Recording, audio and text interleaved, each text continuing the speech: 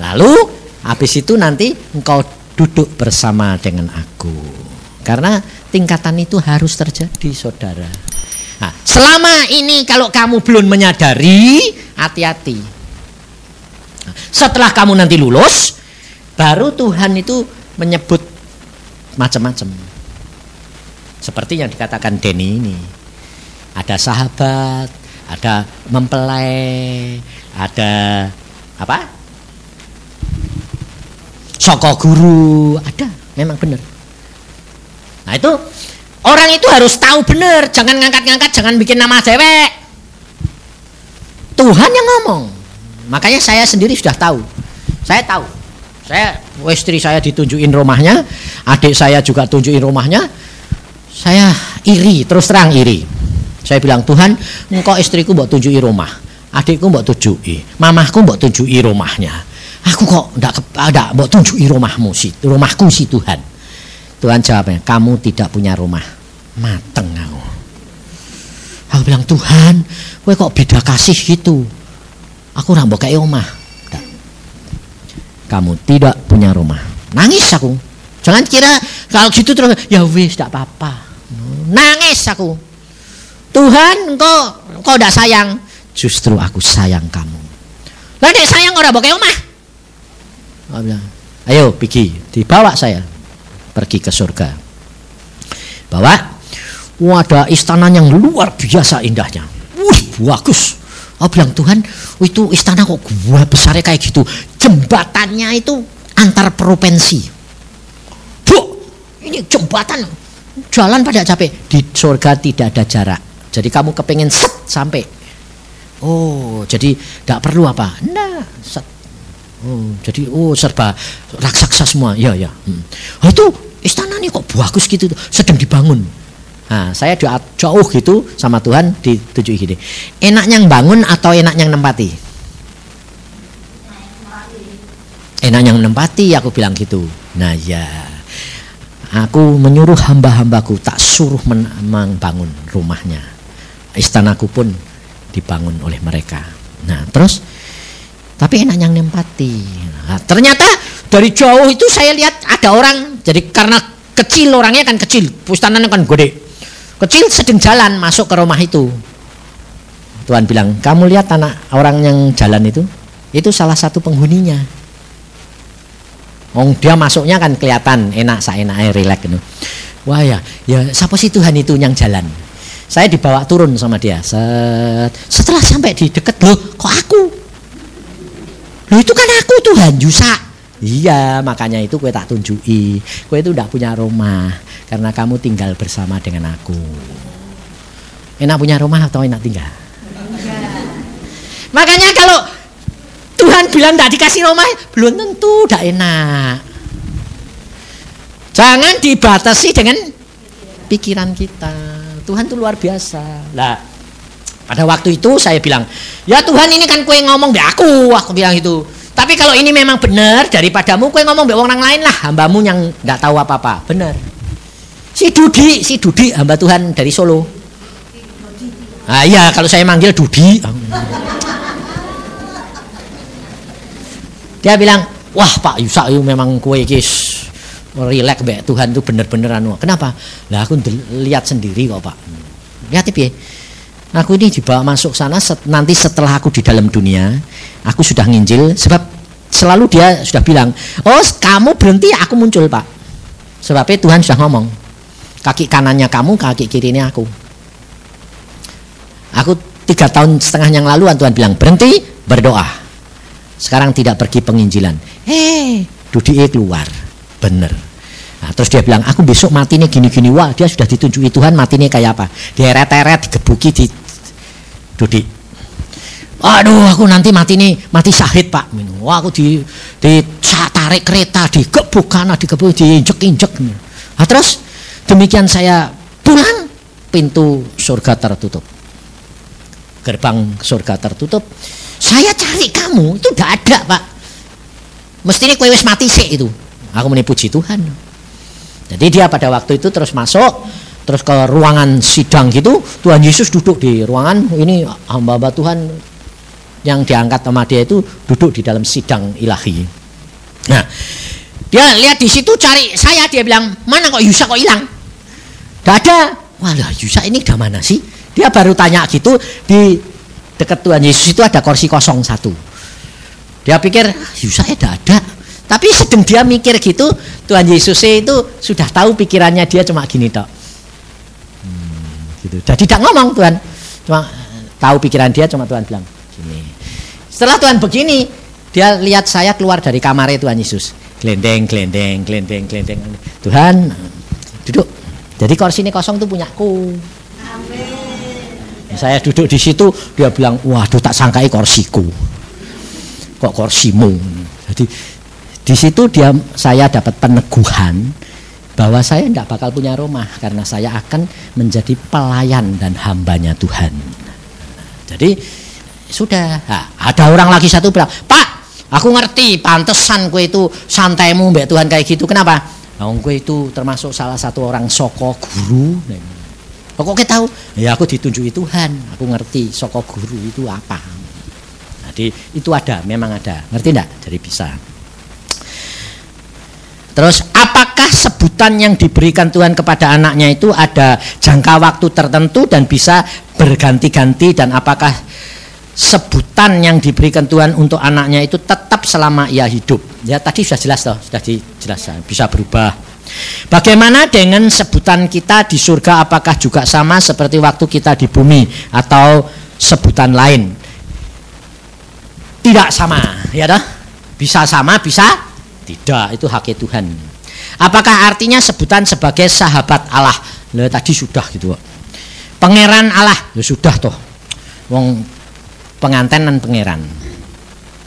Mohon dijelaskan dengan lengkap mengenai sebutan yang diberikan Tuhan kepada anak-anaknya dan apa maksud Tuhan memberikan sebutan. Sudah toh ya? Oh.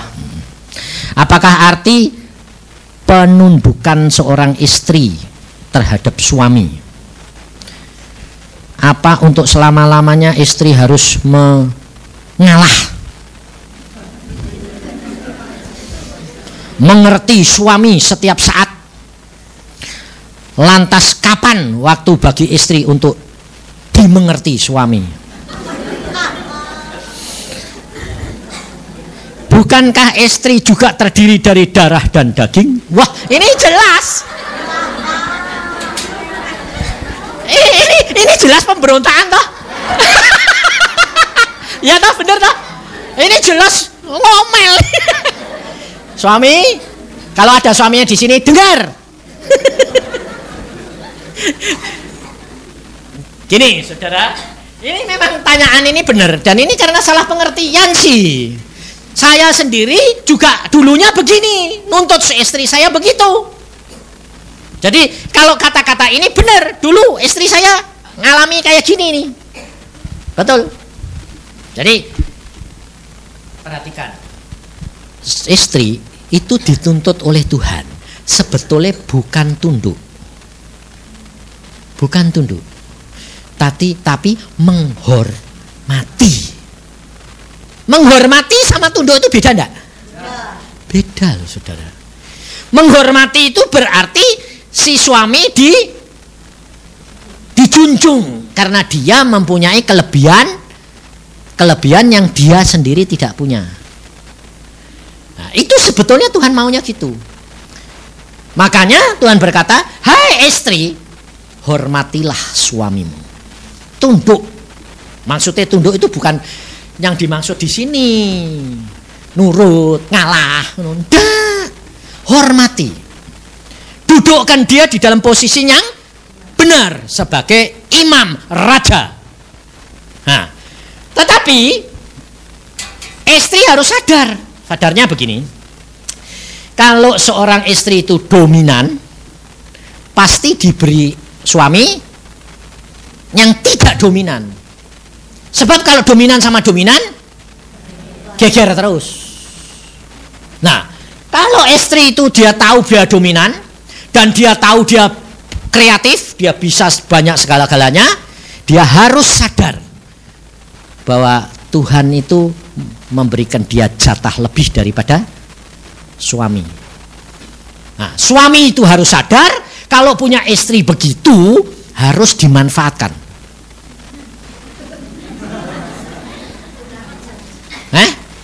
Manfaatkannya bagaimana? Bukan manfaatkan ditekan, dihina, diejek. Enggak. Justru dihargai kelebihan suami istri ini karena dia punya jatah lebih, punya kreatif, punya segala macam lebih. Dia harus didudukkan sebagai apa? Perdana Menteri. Bukan sebagai budak. Jadi status keluarga itu seperti raja dan perdana menteri. Kuasa mana?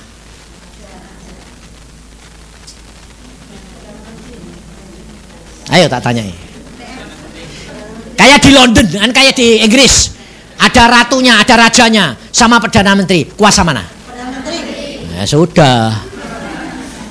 Jadi istri-istri yang dominan, sadarlah, kamu itu perdana menteri. Kalau suaminya tidak sadar, dia neken istri terus, tidak bisa berkembang.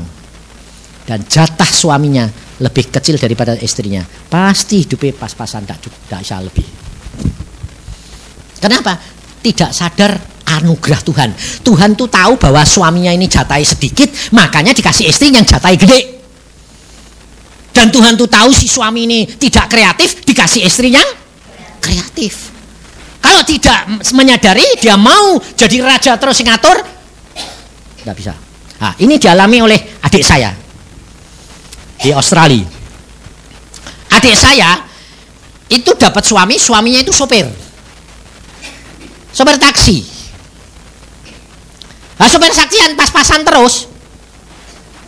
Nah, dia anak Tuhan, dia bilang kamu istri harus tunduk. Nah, akhirnya anak pun tidak punya, berkat mepet terus. Ketemu saya di retreat, saya retreat keluarga sendiri, dia ikut. Saya bilang, Jim, kamu ini bodoh, aku bilang gitu. Kenapa Kosin? Kamu ini punya jatah sama Esther itu kalah. Dia ini kreatif, dia ini punya jatah lebih, tapi kamu tidak pernah bisa memanfaatkan dan mengerti. Karena kamu menuntut Esther harus tunduk. Ya, kamu pas-pasan terus. Nah, terus salah, kamu tidak punya anak karena itu. Cepat bertobat. Kamu harus sadar jatahmu ini kalah sama istrimu. Berikan istrimu wewenang. Sekarang aku tahu bahwa aku kalah, aku kasih kamu wewenang. Kamu yang ngatur segala perkara, kamu tanya Tuhan, saya berdoa membantu. Tapi kamu tidak boleh meninggalkan atau menganggap saya tidak ada. Oh begitu, ya. Jadi kalau ada apa-apa, tanya. Istri tanya, Pak ini piye? Kamu ngambil putusan, kamu ngambil rencanakan, kamu anu. Saya percaya dan dukung doa. Saya beri kamu kekuasaan untuk melakukan. Di hadapan Tuhan itu betul.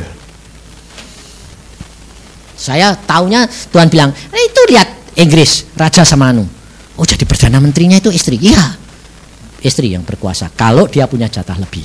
Nah, setelah dia bertobat begitu, pulang dari retreat, Tuhan bilang, dia memang bertobat benar dan aku mau berkati. Pulang dari retreat sebulan kemudian ngandung.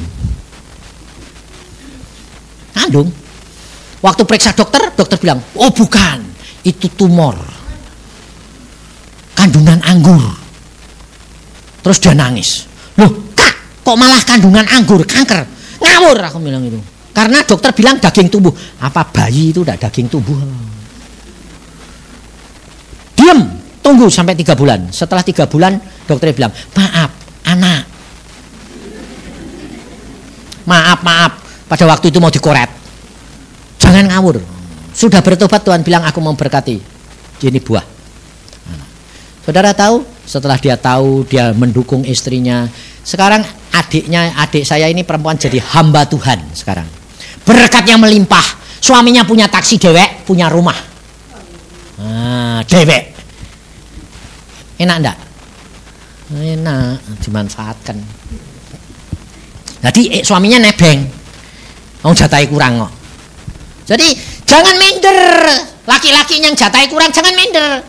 Pasti diberikan istri yang jatahi lebih. Sebaliknya suami yang punya jatah lebih Dikasih istrinya nurut. Ya, gitu. Jadi ini jangan khawatir. Sini suami istri harus tahu. Kalau memang istrinya ada di sini, suaminya tidak tahu-tahu, doain Tuhan ampuni. Jangan ngomel, jangan protes. Doain Tuhan ampuni suamiku, buat dia sadar, buat dia mengerti, supaya dia tahu statusnya dan bisa menikmati janji Tuhan. Jadi hiduplah di dalam firman. Nanti pasti kamu akan menikmati. Pasti. Saya ngalami banyak hal. Adik saya dua-dua begitu. Yang satu itu adik saya, yang satu itu perempuannya dominan juga. Suaminya keras hati. Aku bilang, wah gawat ini. Yang satu ini keras, tapi Tuhan bilang, tidak apa-apa, itu aku yang beri. Nah, terus piye Tuhan? Istri, kamu harus segala sesuatu tanya suamimu. Setelah tanya, Pak, menurut Papa piye ini keputusan ini? Dan aku gini-gini. Ya, oke Pak. Papa menurut Papa ini ya begini-gini. Tapi kalau menurut aku dan saya berdoa, Tuhan mengatakan lebih baik begini. Tapi karena Papa ngomong itu, oke, Papa tak turuti. Hasilnya negatif. 2 kali dituruti negatif. 3 kali turuti negatif, suaminya sadar. Wah, aku salah ini. Saya ini kamu coba. Jadi, kamu jadi. Nah, suaminya sekarang bilang apa? Wesnya segala-gala kue. Kue sembayang, Tuhan bilang oke, jalan saja. Diberkati Tuhan luar biasa. Sampai akhirnya bapak ini di luaran pun tenggelam. Artinya adik saya namanya Nani. Jadi kalau ada orang cari suaminya Ibu Nani, dia tanya, Pak Nani ada ndak? Sebab dia ndak kenal nama bapak. Tahu nih istri ini. Sehingga satu saat ada orang mau ngambil drum, anak persekutuan. Karena dia mimpin persekutuan, Nani mimpin persekutuan, dia hamba Tuhan, dia berkhotbah. Dia bilang ambil drum di rumah. Tanya sama bapak minta drum. Bilang dari Ibu Nani. Ini anak muda ini rombongan datang. Pak mau ketemu Pak Nani. Mau ngambil drum disuruh Bu Nani. Si Pak Yusuf, namanya Yusuf. Di sini tidak ada Pak Nani. Yang ada Pak Yusuf. Loh Pak, saya mau minta sama Pak Nani. Tidak ada Pak Nani. Ya maaf Pak, lah kok Bu Nani bilang Bapak di rumah. Lah ya saya ini, tapi bukan Pak Nani. Ini Pak Yusuf. Karena tapi Tuhan tuh luar biasa saudara, gitu loh, ngerti tidak? Kalau yang satu sadar mau rendah hati, menyadari keberadaannya dan mengakui akan keberadaan pihak yang lain, itu harus. Maka engkau akan melihat kemuliaan Tuhan, gitu ya. Jadi tidak ada batasnya sampai kapan aku harus menyerah terus lu kok. Ya ada batas sih, Tuhan nanti yang ngatur. Apa anggapan bahwa jika kita berdoa bagi saudara kita yang telah menikah, doa itu tidaklah seampuh seperti jika berdoa pada waktu dia belum menikah, dengan alasan bahwa dia telah terpisah dari keluarga kita dan membentuk keluarga sendiri, jadi yang wajib berdoa adalah orang tuanya. Lantas bagaimana jika orang tuanya sudah meninggal belum bertobat? Sebetulnya tidak ada doa ampuh ndak ampuh. Itu tidak ada. Semua doa, Alkitab berkata doa orang benar besar khasiatnya. Jadi tidak masalah kalau kamu berdoa dengan sungguh-sungguh untuk orang itu, sama saja khasiatnya. Tapi memang ada bedanya kalau orang sudah menikah itu dua harus jadi satu. Jadi kenapa kalau orang sudah menikah didoakan kok susah? Karena iblis menuntut persatuan. Sehingga kalau tidak terjadi persatuan, harus harga yang dibayar berarti mahal. Maka doa-doanya kerap kali kurang ampuh karena harganya kurang. Maka orang lain harus bantu doa supaya terjadi. Jadi kalau ada suami istri yang bersatu, Alkitab berkata gini, suami dan istri itu, suami jangan sakiti hati istrimu supaya doamu tidak tergendala. Jadi kalau kamu suami istri itu satu, wah itu memang luar biasa. Luar biasa. Lebih-lebih kalau suami istri sama anak-anak satu, wah itu hebat, luar biasa. Sebab itu saya alami. Makanya pada waktu saya dipanggil Tuhan, saya bilang, istriku harus engkau ngomong Tuhan. Dan dia ACC. Anakku pun engkau harus ngomong, supaya dia tahu panggilanmu. Dan luar biasa. Keluarga kita itu kompak terus, nikmati terus. Sampai tambah tua ya tambah manis. Jadi enak, memang enak. Saya akui, luar biasa Tuhan itu. Ningkat terus. Jadi orang Kristen tidak naik turun, enggak, naik. Gini loh, orang Kristen hidupnya harusnya begini, ngetrap. Jadi kalau di resultat naik terus. Jadi ada masa pendidikan Tuhan rata. Nah di dalam rata ini kamu disuruh menikmati berkat Tuhan. Satu saat sampai titik mau dinaikkan, diberi masalah untuk naik. Setelah kamu bisa mengatasi masalah, nikmati lagi. Sampai batas tertentu, masalah lagi. Atasi naik, itu naik tingkat. Nah, kerap kali dikasih masalah, anjlok. Ditolongi, naik setinggi-tingginya. Kasih masalah, anjlok lagi. Resultatnya tetap saja salah. Harus tangga. Itu Tuhan. Jadi ada masa menikmati, ada masa masalah untuk naik tingkat, ada masalah. Saya dulu begitu. Saya dapatnya 1 tahun demi 1 tahun. Saya pernah jadi dokter loh ini. Setahun makan hari demi hari. Buat besok apa? Tidak tahu. Praktek belum laku. Istri saya akhirnya bikin rantangan. Kalau rantangan kan tiap hari ada makanan. Akhirnya naik. Setelah 1 tahun susah sekali, Tuhan bilang lulus karena kamu tidak ngomel, tidak berutu. Mulai ini kamu cukup makan. Tahun dididik tidak bisa beli pakaian. Tuhan bilang tahun ini kamu bisa beli pakaian. Setahun lulus, Tuhan bilang tahun ini mulai bisa rekreasi. Setahun lagi lulus, mulai ini kamu akan berkelebihan.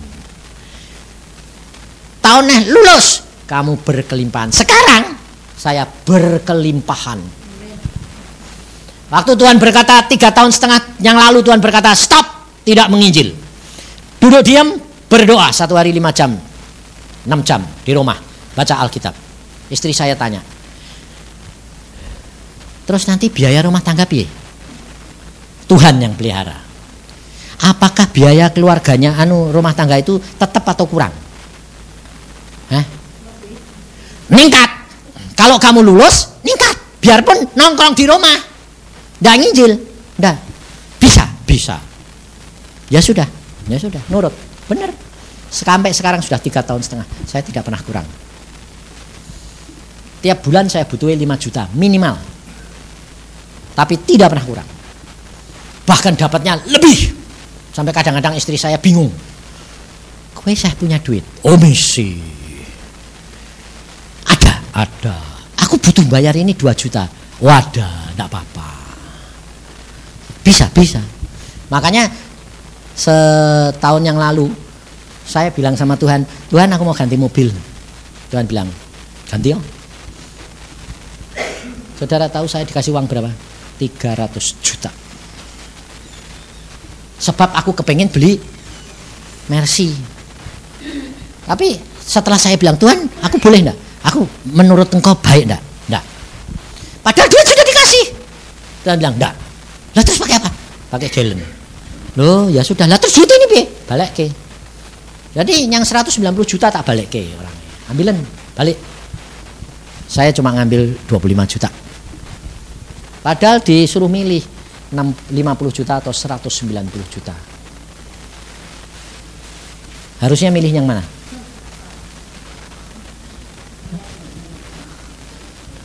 Bayangin saudara. Tapi karena saya hamba Tuhan, saya tidak berani. Tuhan bilang, kasih balik-balik. Sisanya piye Tuhan? Berikan, salurkan kepada hamba-hambaku. Salurin. Ada yang 10 juta, ada yang 5 juta, ada yang 1 juta, ada yang 500, terserah lah. Habis lagi ya sudah, memang bukan uang saya. Saya kan cuma minta dikasih, ya sudah. Tidak boleh ya sudah. Itu hidup dengan Tuhan itu nyata, fakta. Makanya tidak usah khawatir. Sekarang Tuhan bilang, sekarang kamu boleh keluar. Lah keluarnya piye? Kalau aku mau. Ya wes. Jadi kadang-kadang khotbah gini boleh. Tapi ya tidak semua boleh. Kemarin dulu dipanggil bos Lipo sama Batik Keris. Ulang tahun. Mereka ngumpulin keluarga. Pak Yusa, tolong Anda tong Pak yang bawa firman dan berkati. Ya nanti dulu tak doa. Bosnya boleh enggak? Saya doa, Tuhan bilang enggak. Maaf, bukan saya. Enggak. Saya enggak mau. Jadi enggak peduli saya. Disuruh KKR ya enggak mau. Kalau Tuhan enggak nyuruh. Nah, buat apa nanti enggak nurut dia? Marah dia, cilaka aku. Ya, nurut Tuhan pasti paling enak. Oke, karena sudah 8:30 cukup, pulang.